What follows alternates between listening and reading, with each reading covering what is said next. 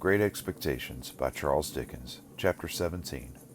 I now fell into a regular routine of apprenticeship life, which is varied beyond the limits of the village and the marshes by no more remarkable circumstance than the arrival of my birthday and my paying another visit to Miss Havisham.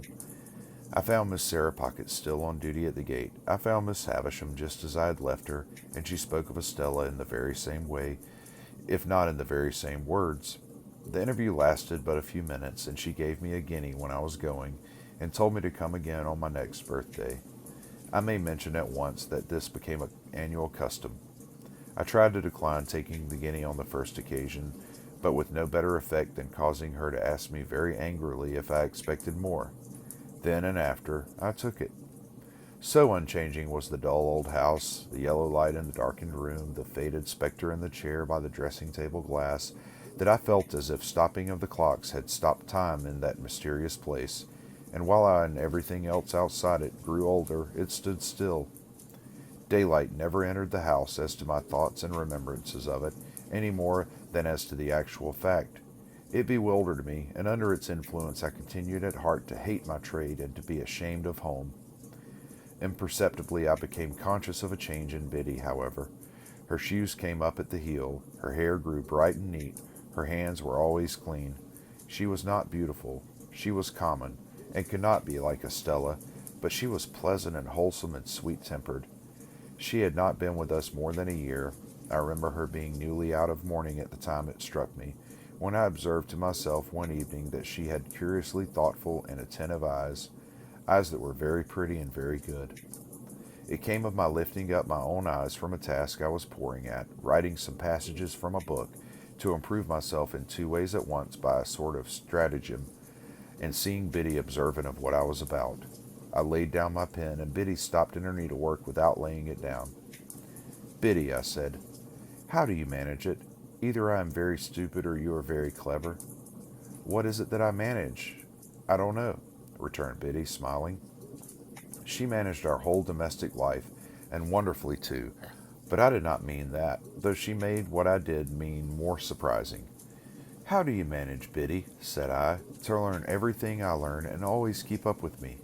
I was beginning to be rather vain of my knowledge, for I spent my birthday guineas on it and set aside the greater part of my pocket money for similar investment, though I have no doubt now that the little I knew was extremely dear at the price. "I might as well ask you," said Biddy, "how do you manage?" "No, because when I come in from the forge of a night, anyone can see me turning to at it. But you never turn to at it, Biddy." "I suppose I must catch it like a cough," said Biddy, quietly, and went on with her sewing.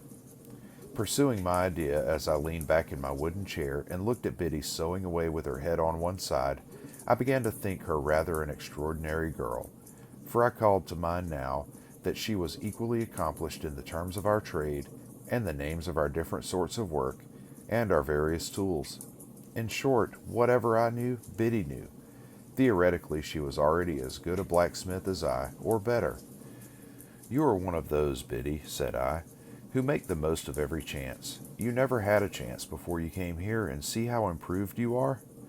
Biddy looked at me for an instant, and went on with her sewing. "I was your first teacher, though, wasn't I?" said she as she sewed.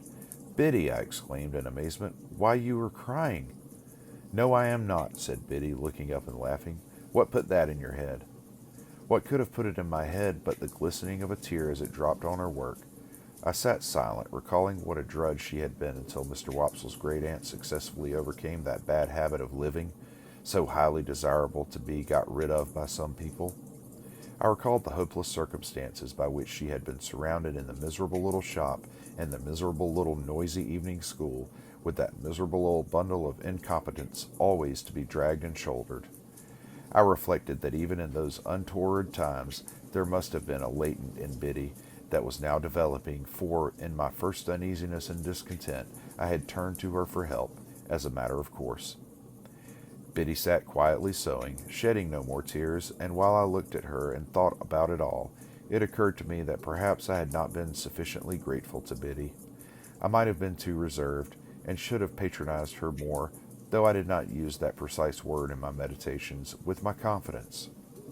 "Yes, Biddy," I observed, when I had done turning it over, "you were my first teacher, and that at a time when we little thought of ever being together like this in this kitchen." "Ah, poor thing," replied Biddy. It was like her self-forgetfulness to transfer the remark to my sister and to get up and be busy about her, making her more comfortable. "That's sadly true." "Well," said I, "we must talk together a little more, as we used to do, and I must consult you a little more, as I used to do. Let us have a quiet walk on the marshes next Sunday, Biddy, and a long chat." My sister was never left alone now, but Joe more than readily undertook the care of her on that Sunday afternoon, and Biddy and I went out together. It was summertime and lovely weather. When we had passed the village and the church and the churchyard, and were out on the marshes and began to see the sails of the ships as they sailed on, I began to combine Miss Havisham and Estella with the prospect in my usual way. When we came to the riverside and sat down on the bank, with the water rippling at our feet, making it all more quiet than it would have been without that sound, I resolved that it was a good time and place for the admission of Biddy into my inner confidence. "Biddy," said I, after binding her to secrecy, "I want to be a gentleman." "Oh, I wouldn't if I was you," she returned. "I don't think it would answer." "Biddy," said I, with some severity, "I have particular reasons for wanting to be a gentleman." "You know best, Pip, but don't you think you're happier as you are?" "Biddy," I exclaimed impatiently, "I'm not at all happy as I am. I am disgusted with my calling and with my life. I have never taken to either since I was bound. Don't be absurd." "Was I absurd?" said Biddy, quietly raising her eyebrows. "I am sorry for that. I didn't mean to be. I only want you to do well and to be comfortable." "Well, then, understand once for all that I never shall or can be comfortable or anything but miserable there, Biddy, unless I can lead a very different sort of life from the life I lead now." "That's a pity," said Biddy, shaking her head with a sorrowful air. Now I too had so often thought it a pity, that in the singular kind of quarrel with myself which I was always carrying on, I was half inclined to shed tears of vexation and distress when Biddy gave utterance to her sentiment and my own. I told her she was right, and I knew it was much to be regretted, but still it was not to be helped. "If I could have settled down," I said to Biddy, plucking up the short grass within reach, much as I had once upon a time pulled my feelings out of my hair and kicked them into the brewery wall, "if I could have settled down and been but half as fond of the forage as I was when I was little, I know it would have been much better for me. You and I and Joe would have wanted nothing then, and Joe and I would perhaps have gone partners when I was out of my time, and I might even have grown up to keep company with you, and we might have sat on this very bank on a fine Sunday, quite different people. I should have been good enough for you, shouldn't I, Biddy?" Biddy sighed as she looked at the ship sailing on, and returned for answer, "Yes, I am not over particular." It scarcely sounded flattering, but I knew she meant well. "Instead of that," said I, plucking up more grass and chewing a blade or two, "see how I am going on, dissatisfied and uncomfortable, and what would it signify to me, being coarse and common, if nobody had told me so?" Biddy turned her face suddenly towards mine and looked far more attentively at me than she had looked at the sailing ships. "It was neither a very true nor a very polite thing to say," she remarked, directing her eyes to the ships again. "Who said it?" I was disconcerted, for I had broken away without quite seeing where I was going to. It was not to be shuffled off now, however, and I answered, "The beautiful young lady at Miss Havisham's, and she's more beautiful than anybody ever was, and I admire her dreadfully, and I want to be a gentleman on her account." Having made this lunatic confession, I began to throw my torn-up grass into the river, as if I had some thoughts of following it. "Do you want to be a gentleman to spite her, or to gain her over?" Biddy quietly asked me after a pause. "I don't know," I moodily answered. "Because if it is to spite her," Biddy pursued, "I should think, but you know best, that might be better and more independently done by caring nothing for her words. And if it is to gain her over, I should think, but you know best, she was not worth gaining over." Exactly what I myself had thought many times, exactly what was perfectly manifest to me at the moment, but how could I, a poor dazed village lad, avoid that wonderful inconsistency into which the best and wisest of men fall every day? "It may be all quite true," said I to Biddy, "but I admire her dreadfully." In short, I turned over on my face when I came to that, and got a good grasp on the hair on each side of my head, and wrenched it well, all the while knowing the madness of my heart to be so very mad and misplaced that I was quite conscious it would have served my face right if I had lifted it up by my hair and knocked it against the pebbles as a punishment for belonging to such an idiot. Biddy was the wisest of girls, and she tried to reason no more with me. She put her hand, which was a comfortable hand, though roughened by work, upon my hands, one after another, and gently took them out of my hair. Then she softly patted my shoulder in a soothing way, while with my face upon my sleeve I cried a little, exactly as I had done in the brewery yard, and felt vaguely convinced that I was very much ill-used by everybody, or by somebody, I can't say which. "I am glad of one thing," said Biddy, "and that is, that you have felt you could give me your confidence, Pip. And I am glad of another thing, and that is, that of course you know you may depend on my keeping it and always so far deserving it. If your first teacher, dear, such a poor one and so much in need of being taught herself, had been your teacher at the present time, she thinks she knows what lesson she would set. But it would be a hard one to learn, and you have got beyond her, and it's of no use now."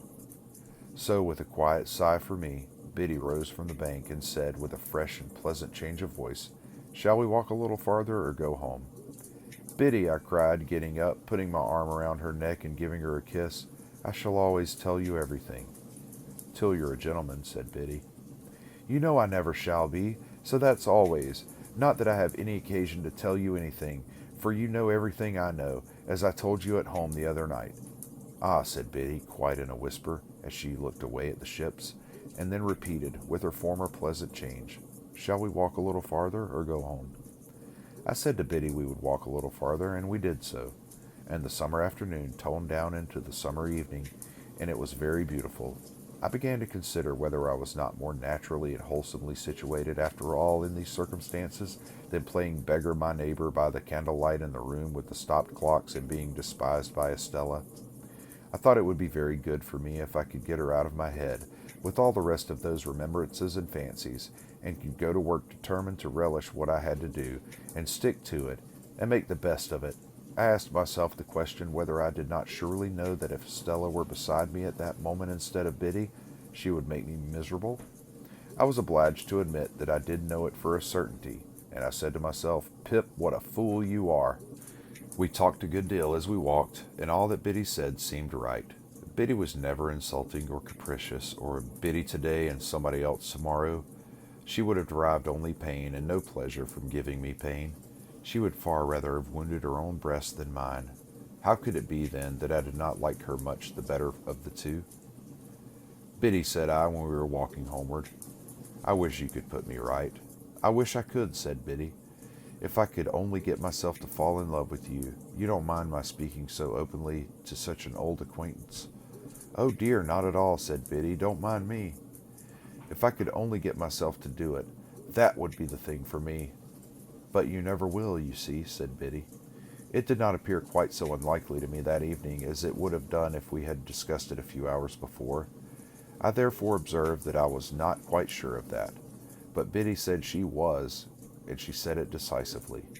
In my heart I believed her to be right, and yet I took it rather ill, too, that she should be so positive on the point. When we came near the churchyard, we had to cross an embankment and get over a stile near a sluice gate. There started up from the grate, or from the rushes, or from the ooze, which was quite in his stagnant way, old Orlick. "Hallo," he growled. "Where are you two going?" "Where should we be going but home?" "Well then," said he, "I'm jiggered if I don't see you home." This penalty of being jiggered was a favorite supposititious case of his. He attached no definite meaning to the word that I'm aware of, but used it, like his own pretended Christian name, to affront mankind and convey an idea of something savagely demanding. When I was younger, I had had a general belief that if he had jiggered me personally, he would have done it with a sharp and twisted hook. Biddy was much against his going with us, and said to me in a whisper, "Don't let him come, I don't like him." As I did not like him either, I took the liberty of saying that we thanked him, but we didn't want seeing home. He received that piece of information with a yell of laughter, and dropped back, but came slouching after us at a little distance. Curious to know whether Biddy suspected him of having had a hand in that murderous attack of which my sister had never been able to give any account, I asked her why she did not like him. "Oh," she replied, glancing over her shoulder as he slouched after us, "because I am afraid he likes me." "Did he ever tell you he liked you?" I asked indignantly. "No," said Biddy, glancing over her shoulder again. "He never told me so, but he dances at me whenever he can catch my eye. However novel and peculiar the testimony of attachment, I did not doubt the accuracy of the interpretation. I was very hot indeed upon old Orlick's daring to admire her, as hot as if it were an outrage on myself. "But it makes no difference to you, you know," said Biddy calmly. "No, Biddy, it makes no difference to me, only I don't like it. I don't approve of it." "Nor I neither," said Biddy, "though that makes no difference to you." "Exactly," said I, "but I must tell you I should have no opinion of you, Biddy, if he danced at you with your own consent." I kept an eye on Orlick after that night, and whenever circumstances were favorable to his dancing at Biddy, got before him to obscure that demonstration. He had struck root in Joe's establishment by reason of my sister's sudden fancy for him, or I should have tried to get him dismissed. He quite understood and reciprocated my good intentions, as I had reason to know thereafter. And now, because my mind was not confused enough before, I complicated its confusion 50,000-fold by having states and seasons when I was clear that Biddy was immeasurably better than Estella, and that the plain, honest, working life to which I was born had nothing in it to be ashamed of, but offered me sufficient means of self-respect and happiness.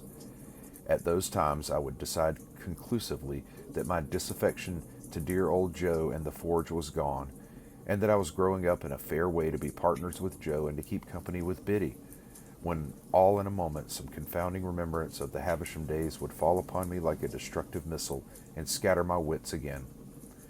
Scattered wits take a long time picking up, and often before I had got them well together they would be dispersed in all directions by one stray thought, that perhaps after all Miss Havisham was going to make my fortune when my time was out. If my time had run out, it would have left me still at the height of my perplexities, I dare say. It never did run out, however, but was brought to a premature end, as I proceed to relate.